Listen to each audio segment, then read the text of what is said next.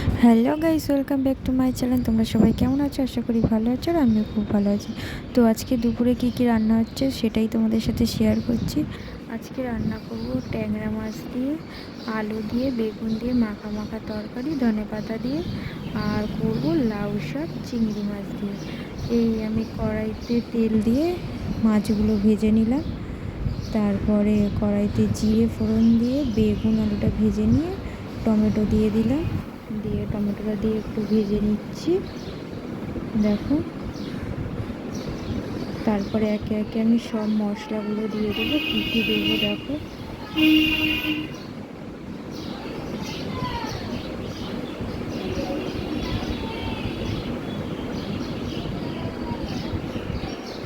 নুন দিয়ে দিলাম, এবারে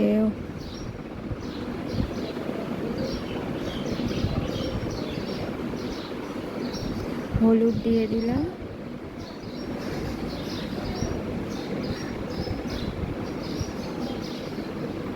লঙ্কার গুঁড়ো দিলাম, আর জিরে গুঁড়ো দেবো,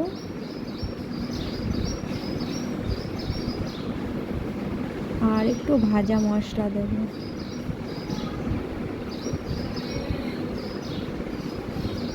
ব্যাস, এবার হালকা একটু নেড়ে চেড়ে অল্প একটু জল দিয়ে কষিয়ে নিয়েছি। তারপরে জল দিয়ে মাছটা দিয়ে দিয়েছি, ওপর দিয়ে একটু ধনেপাতা ছড়িয়ে নিয়েছি।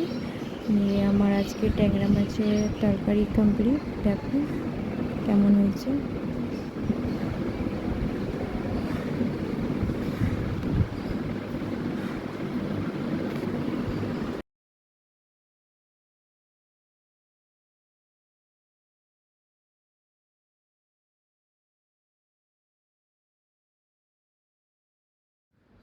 রেডি হয়ে গেছে, এবার আমি নামিয়ে নেব তরকারিটা।